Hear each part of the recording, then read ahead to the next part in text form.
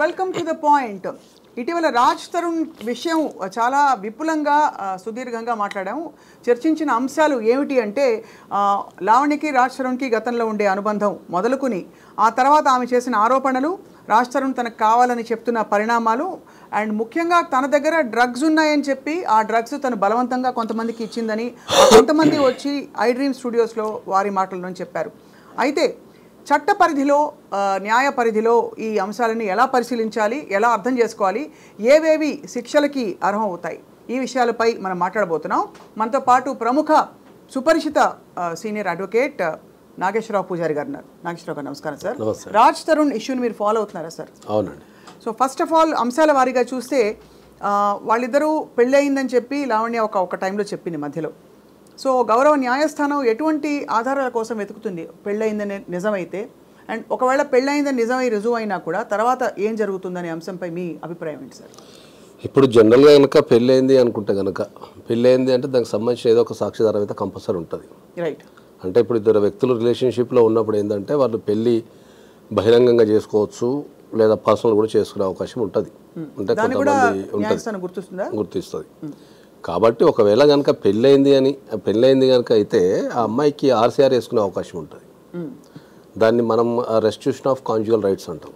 అంటే నా భర్త నాకు కావాలి, అంటే నా భర్తతో నేను నివసించాలి అని ఆమె అప్లై చేసుకునే అవకాశం ఆమెకు ఉంటుంది. తర్వాత ఒకవేళ పెళ్ళై కనుక ఉంటే ఆమె డొమెస్టిక్ వైలెన్స్ కింద రెసిడెన్స్ ఆర్డర్ అడగచ్చు.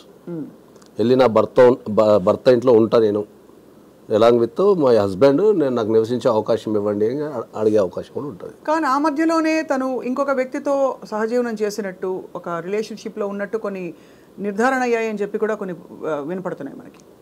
నిర్ధారణ అంటే ఎక్కడయ్యాయి? మీడియాలో వినిపించేవన్నీ మనకు. మస్తాన్ సాయి అనే వ్యక్తి ఎవరైతే రెండు పద్ధతులు ఉంటాయి మనకి ఎప్పుడైనా కూడా. ఒకటి, ఏదైనా ఒక సంఘటన జరిగినప్పుడు అది గవర్నమెంట్ దాని సంబంధిత సంస్థలు నిర్ధారించడం ఒక పద్ధతి. గవర్నమెంట్ దాని సంబంధిత సంస్థలు అంటే ఏంది? మనకు పోలీసు వాళ్ళు కానీ, తర్వాత కోర్ట్స్ కానీ, దానికి సంబంధించిన ఇన్వెస్టిగేషన్ ఏజెన్సీస్ ఏమైనా ఉన్నాయనుకో. ఇప్పుడు డ్రగ్స్ అనే పదం వాడితే మనకి NDPS యాక్ట్ వస్తుంది. దానికి సంబంధించిన వీళ్ళు నిర్ధారించాలి జనరల్గా. సో మీడియాలో వచ్చే ఏ కథనాన్ని కూడా మనం ఖచ్చితంగా నిర్ధారించి చెప్పలేము. రైట్. కాబట్టి ఎందుకంటే ఇప్పుడు మీడియా అనేది అనుకుంటే ఒక పార్ట్ వరకే చూపిస్తుంది, మొత్తం ఎంటైర్ పార్ట్ అనేది ఇన్వెస్టిగేషన్లో తేలుతుంది. కరెక్ట్. కాబట్టి ఎప్పుడైనా కూడా నిర్ధారించడం అనేది మనకు గవర్నమెంట్ దాని సంబంధిత సంస్థలు నిర్ధారిస్తేనే నిర్ధారించినట్టు. పెళ్లి కూడా అంతే కదా సార్? ఏదైనా అంతే. ఇప్పుడు ఈ కేసులో ఉన్న బ్యూటీ ఏంటంటే నేను రెగ్యులర్గా ఫాలో అవుతుంటా కాబట్టి ఈ కేసులో ఉన్న బ్యూటీ ఏంటంటే, ఒకవేళ వీళ్ళందరూ కంప్లైంట్లు కనుక పోలీస్ స్టేషన్లలో ఇచ్చుంటే పోలీసు వాళ్ళకి చాలా ఈజీ. ఎందుకంటే అన్ని ఎవిడెన్స్లు వాళ్ళే ఆన్లైన్లో రిలీజ్ చేసేస్తున్నారు. వీళ్ళు ఇన్వెస్టిగేషన్ కూర్చున్న దగ్గర నుంచి అన్ని ఇన్వెస్టిగేషన్ తీసేసుకోవచ్చు. కాబట్టి ఏదైనా ఒక విషయాన్ని ధృవీకరించాలి అంటే దానికి సంబంధిత శాఖలకు సంబంధించిన వాళ్ళని ధృవీకరించాలి. మీడియాలో వచ్చే కథనాలు ఎప్పుడైనా కూడా అంటే ఇప్పుడు దీంట్లో రెండు అంశాలు ఉంటాయి. ఎప్పుడైనా కూడా మనకు నిప్పు లేని పోరాదని కూడా అంటాం మనం. కానీ ఒక విషయాన్ని ఒకటే అంశం మీద మనం ఖచ్చితంగా ఇది జరిగింది అని మీడియాలో వచ్చే కథనాన్ని బట్టి చెప్పలేము ఎప్పటికీ. కరెక్ట్. ఇప్పుడు ఈ విషయంలో మరొక కీలక అంశం, మొన్న ఇద్దరు వ్యక్తులు, ఒక అమ్మాయి ఒక అబ్బాయి వచ్చి, అబ్బాయి చెప్పలేదు కానీ అమ్మాయి అయితే బలవంతంగా నాకు డ్రగ్స్ ఇవ్వబడ్డాయి అనే ఒక ఆరోపణ మీడియా ముఖంగా చేసింది. దాని గౌరవ కోర్టు ఏ విధంగా పరిగణిస్తుంది అంటే, ఇప్పుడు బలవంతంగా డ్రగ్స్ ఇవ్వబడ్డాయి అంటే ఏంటంటే, డ్రగ్స్ అనేది అయితే జనరల్ ఎవరు బలవంతంగా తీసుకోలేరు. అంటే బలవంతంగా ఇవ్వటం వేరు, దాన్ని మనం ఫోర్స్ఫుల్ చేయటం వేరు. అంటే తీసుకోమని ఫోర్స్ చేయటం వేరు. ఒక వ్యక్తిని మనం తీసుకో ఏం కాదు. ఇప్పుడు జనరల్గా మనం ఎప్పుడన్నా తాగని వాళ్ళు లేకపోతే తాగి బంద్ చేసిన వాళ్ళు మన దగ్గర ఉన్నప్పుడు వాళ్ళు పార్టీలో కూర్చున్నప్పుడు మనం ఏం చేస్తాం, వాళ్ళని కొద్దిగా ఫోర్స్ చేస్తాం. మనం ఏం కాదు, ఒక బీరే కదా, బీరికి ఏమవుతుంది అట్లా మనం ఫోర్స్ చేస్తాం. ఫోర్స్ చేయడం వేరు, బలవంతంగా మనం దాన్ని చేయడం వేరు. వైలేషన్తో చేయడం కష్టం. ఎందుకంటే డ్రగ్స్ అనేది మైండ్ కంటే మనసుకు సంబంధించింది కాబట్టి వాళ్ళు దాన్ని ఇష్టపూర్వకంగా తీసుకుంటేనే ఏమైనా యాక్సెప్ట్ అయ్యే అవకాశం ఉంటుంది. కాబట్టి ఫోర్స్ఫుల్ చేసి ఉండే అవకాశం ఉంటుంది. తీసుకోవచ్చు, తీసుకో ఏం కాదు, తీసుకుంటే మంచిగా ఉంటుందేమో అని ఇట్లా చెప్పే అవకాశం ఉంటుంది. కానీ బలవంతం చేయడం అయితే డ్రగ్స్ తీసుకోవడం కష్టం. అది తెలియకుండా కలిపి ఇవ్వడం లేదు, తెలియకుండా ఒకసారి నోరు తెరని చెప్పేసి రాసేయడం నాడికి, ఎందుకంటే అంటే ఏ దీనికి వస్తుంది? అసాల్ట్ కిందకి వస్తుందా లేక ఫోర్స్ఫుల్ కిందకి వస్తుంది? ఫోర్స్ఫుల్ కిందకి వస్తుంది. ఒకవేళ ఇది తెలవకుండా ఇచ్చినా కూడా ఫోర్స్ఫుల్ కిందకి వస్తుంది. ఒకవేళ ఇది ప్రూవ్ అయితే సార్ ఇది శిక్షార్హమా? ప్రూవ్ అయితే అంటే ఎప్పుడైనా కూడా అందరికీ మనం ఇవ్వాల్సిన క్లారిఫికేషన్ ఏంటి అంటే, డ్రగ్స్ దగ్గరికి వచ్చినప్పుడు ఏంటంటే డ్రగ్స్లో ప్రధానంగా ఇద్దరు ఉంటారు. ఒకరు అమ్మేవాళ్ళు, ఒకరు కొనేవాళ్ళు, వాడేవాళ్ళు. అమ్మేవాళ్ళు, వాడేవాళ్ళు. అమ్మేవాళ్ళని మనం జనరల్ ప్లెడ్లర్ అని, లేకపోతే సెల్లింగ్ చేసే వాళ్ళని సెల్లర్ అని రకరకాలుగా పిలుస్తాము.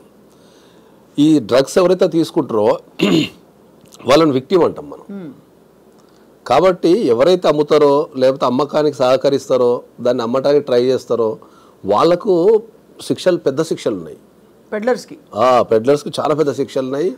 అక్కడ ఉన్న క్వాంటిటీని బట్టి, వాళ్ళు అమ్మే డ్రగ్ని బట్టి వాళ్ళకు బెయిల్ ఇవ్వటం కూడా చాలా కష్టం ఉంది ఈ రోజుల్లో. ఇప్పుడు మనం మాట్లాడుతున్న సమాజంలో ఇప్పుడు వాళ్ళకు డ్రగ్స్కి సంబంధించి బెయిల్స్ కూడా చాలా కష్టమవుతున్నాయి కోర్టులలో.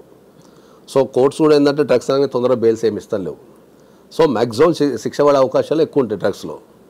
కానీ విక్టిమ్కి వచ్చరికి ఏమైంది అంటే ఏంటంటే విక్టిమ్కి ప్రాసిక్యూషన్ నుంచి ఎగ్జంప్షన్ ఉంది ఇందులో.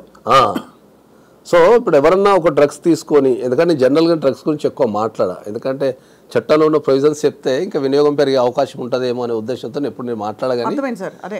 కాబట్టి ఎప్పుడైతే విక్టిమ్స్ ఉంటారో వీళ్ళకు ప్రాసిక్యూషన్ నుంచి మినహాయింపు ఉంటుంది. ఎప్పుడు వీళ్ళు డ్రగ్స్ తీసుకున్నాను ఒప్పుకొని ఒక 15 days 1 month రిహాబిలిటేషన్ సెంటర్లో వీళ్ళు గడపాలా, గడిపి అక్కడ నుంచి సర్టిఫికేట్ తెచ్చుకోవాలా, ఏమని మేము డ్రగ్ క్లియర్ అయిపోయినాం, డ్రగ్ ఫ్రీ అయిపోయినాం, వీళ్ళు ఇంకా డ్రగ్స్ తీసుకునే అవకాశం లేదు, వీళ్ళ మానసిక పరిస్థితి కానీ వీళ్ళకి అలవాటు లేదని చెప్పి వాళ్ళు సర్టిఫికేట్ ఇస్తే ఆ సర్టిఫికేట్ తీసుకెళ్ళి మనం కోర్టులో కానీ లేదా పోలీస్ స్టేషన్లో కానీ మన పేరు కనుక ఉంటే అక్కడ నుంచి మనల్ని మినహాయించే అవకాశం ఉంటుంది ఆ కేసు నుంచి.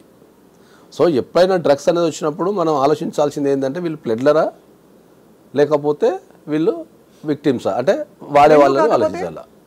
రెండిట్లో ఏదో ఒకటే ఉంటుంది. అలా కాదు, పెడ్లర్ కాదు, అమ్మలేదు, కానీ వాళ్ళ పొజిషన్లో ఉండే డ్రగ్స్ని మరొక 2-3 స్నేహితులకి కొంతమందికి బలవంతంగా కొంతమందికి చొరవతో ఇచ్చారు. వాళ్ళని ఏమంటారు?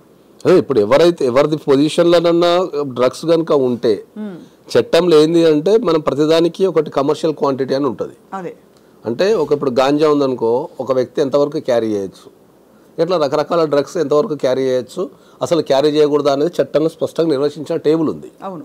సో ఆ క్యారీ చేసినంత వరకు అయితే వాళ్ళు విక్టిమ్ కిందనే వచ్చే అవకాశం ఉంటుంది. ఒకవేళ వాళ్ళు వాడితే అంతకంటే మించి ఉంటే వాళ్ళని కంపల్సరీ పెడ్లర్ కిందనే గుర్తిస్తారు. పెడ్లర్ కింద గుర్తిస్తారు. వాళ్ళు అమ్మిన అంటే డబ్బులు తీసుకున్నా లేకపోయినా పొజిషన్లో ఉంది అంటే దాని అర్థం నీ పొజిషన్లో చట్టానికి మించిన పరిమితి నీ దగ్గర ఉంది అంటే నువ్వు ప్లెడ్లర్ అయితే నీ దగ్గర ఉంటుంది.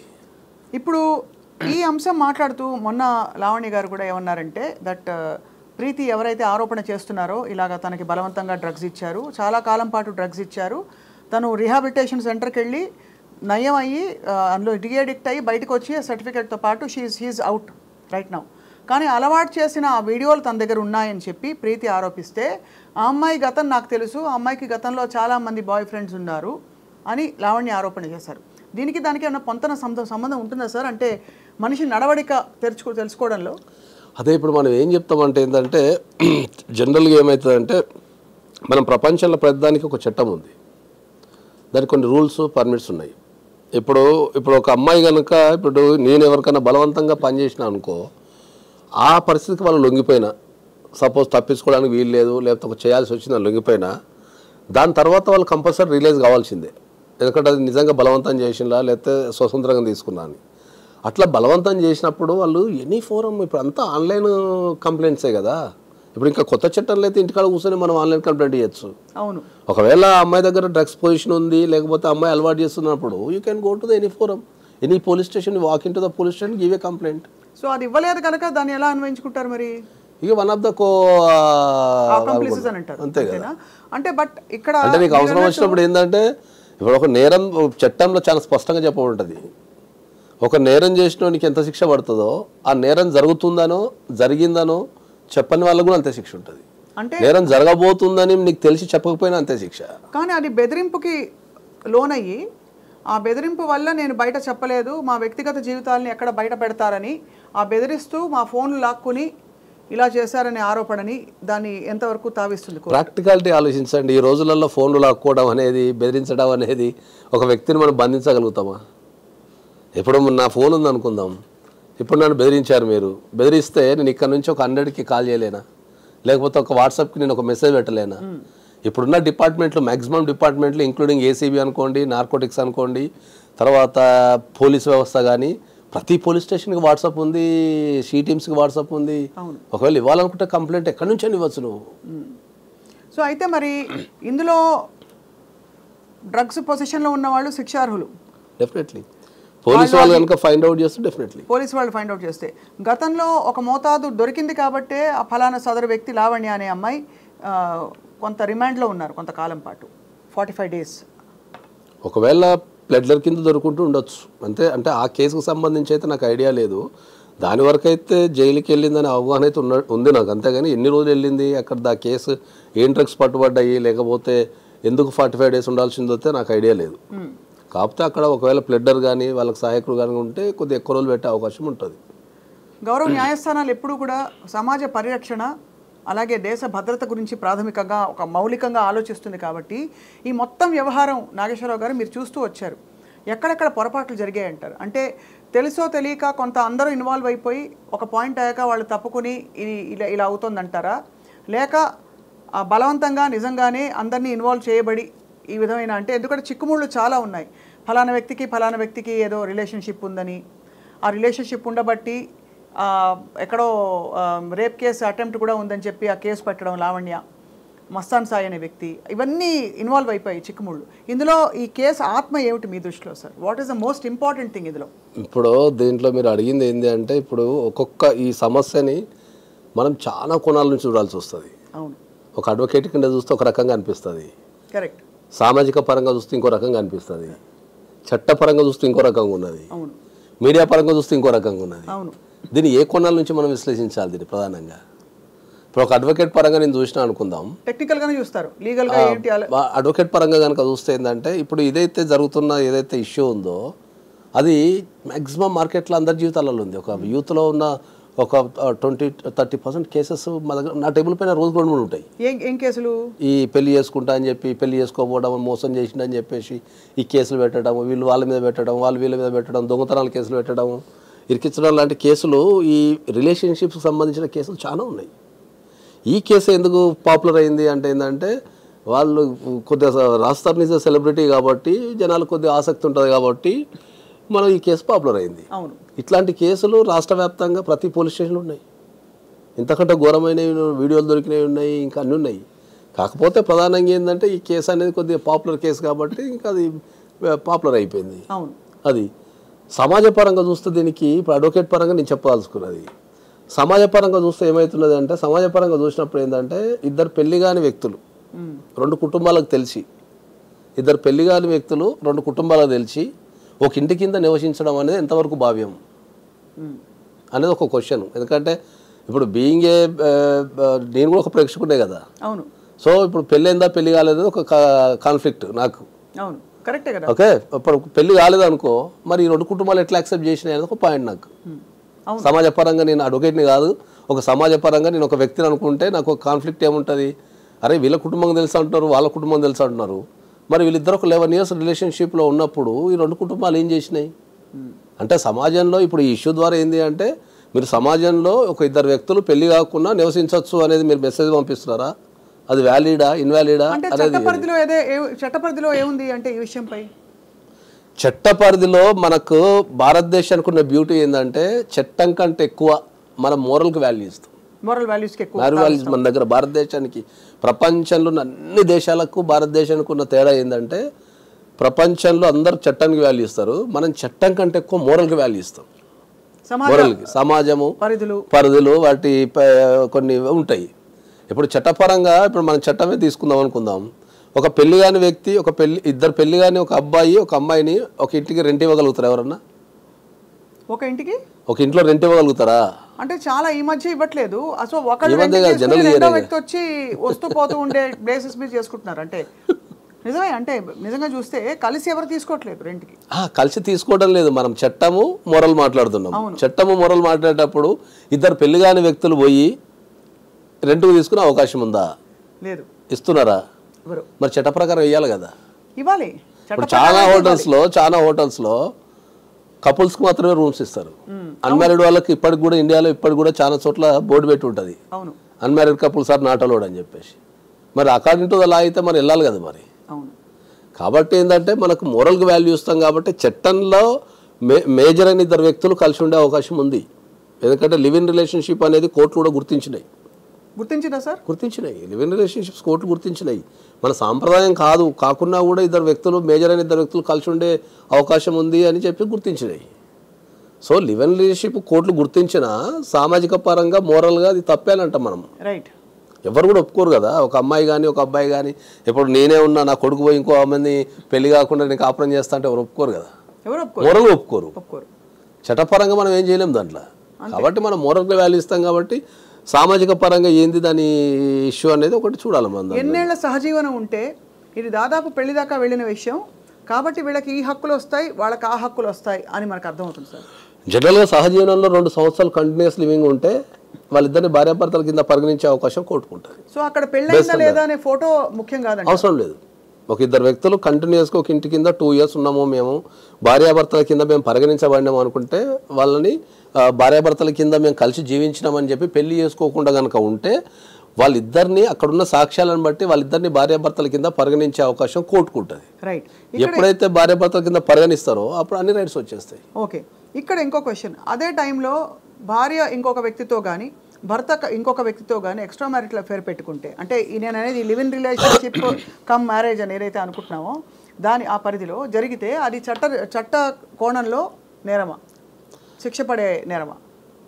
అంటే ఇప్పుడు మనకు 2 అంశాలు ఉంటాయి దీంట్లో. మనం కొద్దిగా విపులంగా చెప్పాలంటే ఏంటంటే ఇప్పుడు పెళ్లి కాలేదు అనుకుందాము, పెళ్లి కాకుండా ఒక ఇద్దరు వ్యక్తులు లివ్ ఇన్ రిలేషన్షిప్లు ఉన్నారు, 2 years అయిపోయింది, 2 years అయిపోయింది, తర్వాత ఐదర్ ఆఫ్ ద పార్టీ ఇంకోలతో రిలేషన్షిప్లో వెళ్ళిపోయింది అనుకుందాము.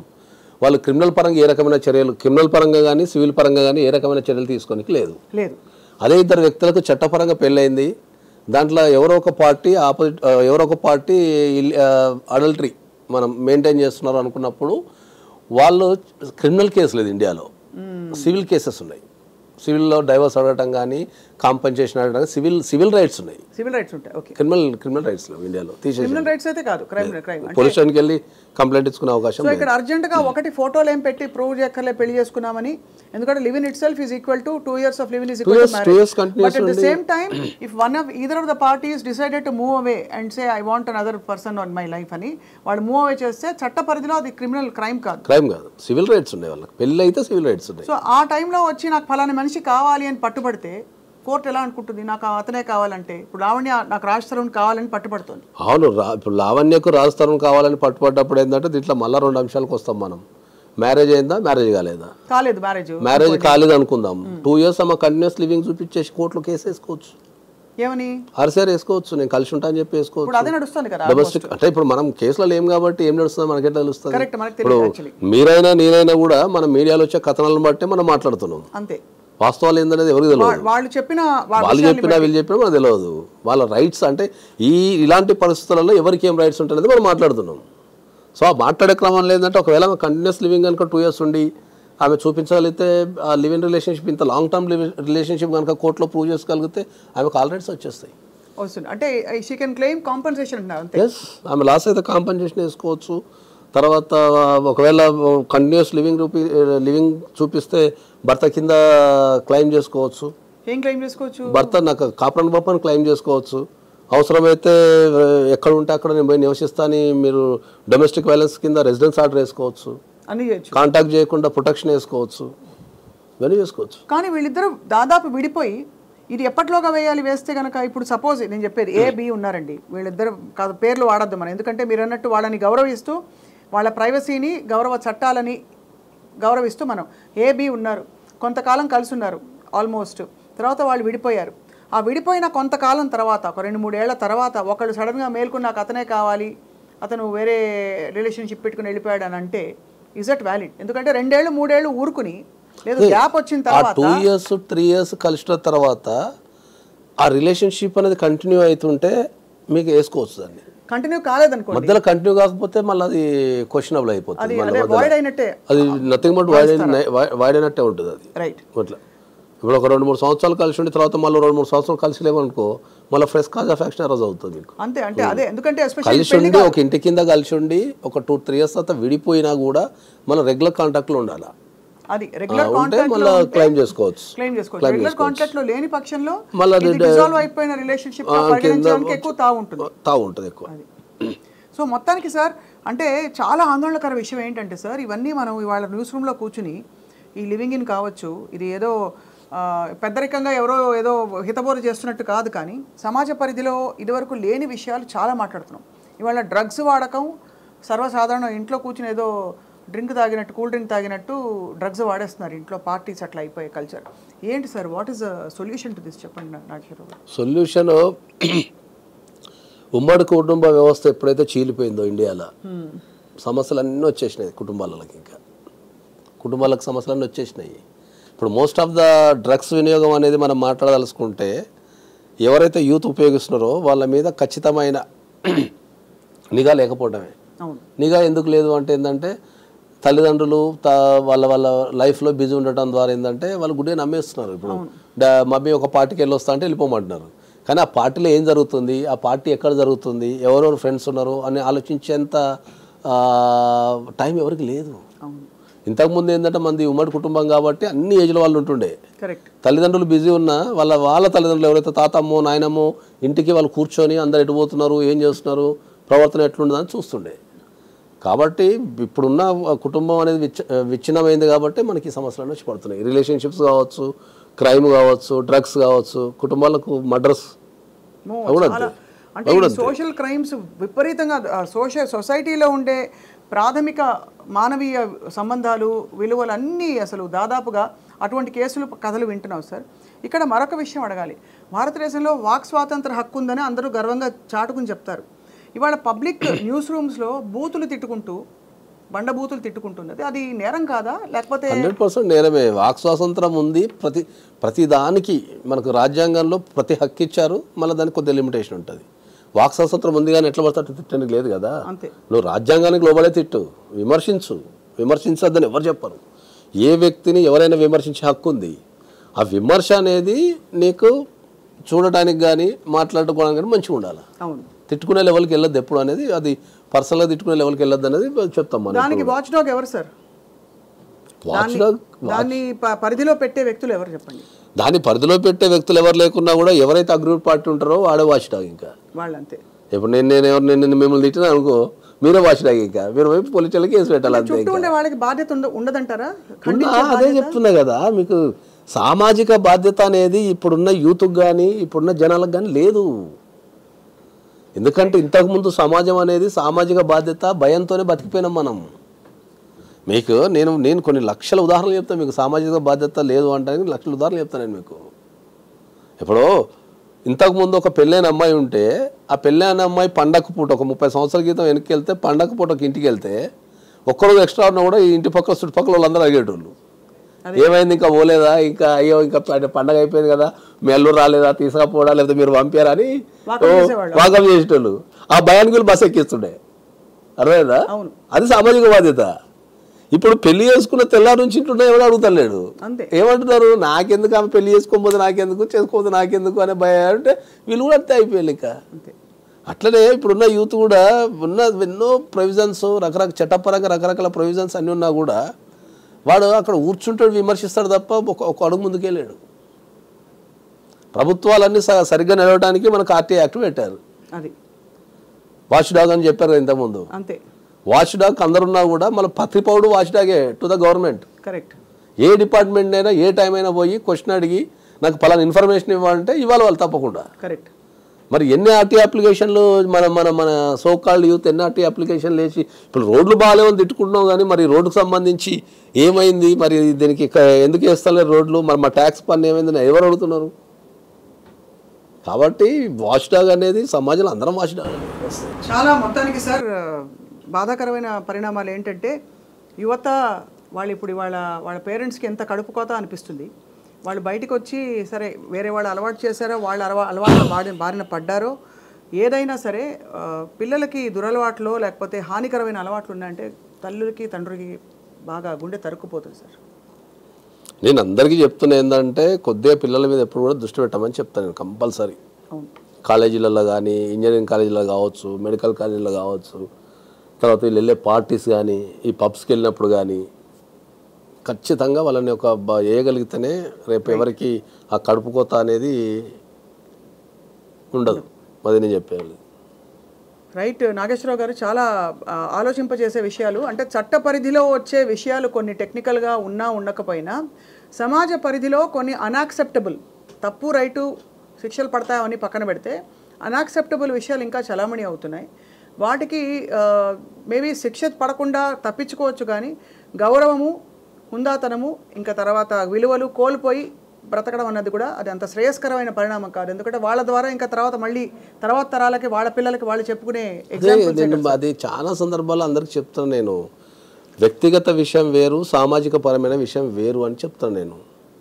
ఇప్పుడు వ్యక్తిగత విషయాన్ని ఎప్పుడు కూడా మీడియాకి ఇవ్వద్దని చెప్తాను ఎప్పుడు. ఓకే, ఎందుకంటే ఇప్పుడు సామాజిక పరమైన ఇష్యూలు అంటే ఏంటంటే ప్రపంచానికి తెలవాలా, ఏం తప్పు జరుగుతుంది, ఏం తప్పు జరగటం లేదన్నది ప్రపంచానికి తెలవాలి. కాబట్టి అది మీడియాకి ఇవ్వడంతో, మీడియాలో చర్చ జరగడంతో బాగానే ఉంటుంది.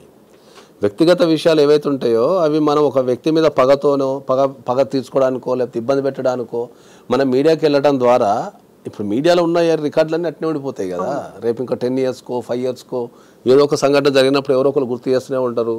వాళ్ళు రేపు పెళ్లి చేసుకున్న క్యారెక్టర్ అసోసియేషన్ అని అన్నీ జరుగుతుంటాయి. కాబట్టి తప్పకుండా చేయకూడదు. మీడియా కూడా నియంత్రణ పెట్టుకోవాలి కదా సార్. ఇక మీడియాని నియంత్రించడం కష్టం లేదు ఇంకా, ఎందుకంటే దాన్ని అన్ని రకాల చేతులు చెల్లిపోయింది కాబట్టి. కనీసం ఒక చెప్పు చూపించకపోతే ఆ మాత్రం డ్రామా లేదా అనే చందంగా తయారైంది చాలా వరకు మీడియా. దానికి మీడియా కూడా నియంత్రించుకోవాలి. మనం ఏ సంస్కారం చూపిస్తున్నాం. కాకపోతే నేను అందరికి చెప్పేది ఏంటి అంటే, ఇట్లాంటి ఇష్యూస్ ఉన్నప్పుడు మనం కోర్టు నుంచి ఇంజెక్షన్ ఆర్డర్ చేసుకోవచ్చు ముందే. ఇది చాలా ఇంపార్టెంట్ పాయింట్. ఇది చాలా మందికి తెలియదు విషయం. ఏంటంటే నేనే స్వయంగా ఇట్లాంటి ఒక 2 టాప్ మోస్ట్ ఇష్యూలలో నేనే పోయి ఇంజెక్షన్ ఆర్డర్ తెచ్చిన. ఏం ఇంజెక్షన్ ఆర్డర్ అంటే ఏంటంటే, నా గురించి ఎక్కడ మాట్లాడడానికి లేదు అని చెప్పేసి తెచ్చిన నేను. ఏ మీడియాలో కానీ శాటిలైట్లో కానీ ఎక్కడ ప్రెస్ మీట్ పెట్టడం కానీ, నీకేమన్నా నా వల్ల ఇబ్బంది కలిగితే, నా వల్ల అన్యాయం జరిగితే నువ్వు కోర్టుకు వెళ్ళు లేదా పోలీస్ స్టేషన్కి వెళ్ళు. మీడియాకి ఎక్కే అధికారం రాలేదు, ఎవరు తీసుకోవద్దని మీడియా సంస్థలకు, at the same time operate వ్యక్తులకు కూడా మనం ఆర్డర్ తెచ్చుకోవచ్చు. రైట్, చాలా ఇంపార్టెంట్ వ్యాలిడ్ పాయింట్ చెప్పారు సార్. చాలా మంది సెలబ్రిటీస్కి ఇది యూస్ఫుల్ ఇన్ఫర్మేషన్, చాలా యూస్ఫుల్. అది ఎందుకంటే సెలబ్రిటీస్ అనే కాదు, ప్రైవసీ కూడా. మీరు సెలబ్రిటీ దాకా పోయింది. ఇప్పుడు నార్మల్ వ్యక్తులు ఏంటంటే మీడియా పెరగడం ద్వారా ఏమైపోయిందంటే, ఇప్పుడు పెళ్ళం మూల మధ్యలో గొడవ జరిగింది అనుకో, కథం పెళ్ళం వెళ్ళి టెంట్ వేయడం, ఇంటికాడ కూర్చొని ధర్నా చేయడం, మీడియాకి ఎక్కేసి కమాన్ అని చెప్పడం, ఉన్న విషయాలని చెప్పడం జరుగుతున్నది. కాబట్టి ఇది ఒక సామాన్య వ్యక్తికి ఎట్ ద టైం సెలబ్రిటీస్ కూడా పనిచేస్తారు. కోర్టులలో జరిగే డిలేస్ వల్ల సత్వర న్యాయం కావాలి, అటెన్షన్ రావాలి ఈ కేసు కానీ చాలా మంది స్వచ్ఛందంగా వెళ్ళి అందుకే వాళ్ళు అలా చేసుకుంటున్నారు. కోర్టులలో డిలే ఉన్నమాట వాస్తవం, కానీ ఇప్పుడు అంతా డిలే లేదు, ఒకప్పుడు ఉన్నంత డిలే లేదు. అక్కడ కూడా టెక్నాలజీ పెరిగింది, అక్కడ కూడా స్పీడప్ చేస్తున్నారు, అక్కడ కూడా టార్గెట్స్ అవి ఇవి అన్నీ ఉన్నాయి. సో జనాలు అనుకున్నంత పెద్ద డిలే ఏం లేదు కోర్టులలో. కాకపోతే ఇంత టైం కూడా ఆగే ఓపిక ఎవరికి లేదు. రైట్, నాగేశ్వరరావు పూజారి గారు, ధన్యవాదాలు సార్. మీరు expert on so many issues, especially marriage and డివోర్స్కి సంబంధించిన ఇష్యూస్లో ఇవాళ చాలా కొత్త కోణం చూపించారు ఇవాళ ఈ జరుగుతున్న ఈ డెవలప్మెంట్స్లో. థ్యాంక్ యూ వెరీ మచ్, ధన్యవాదాలు. And thank you all for watching to the point.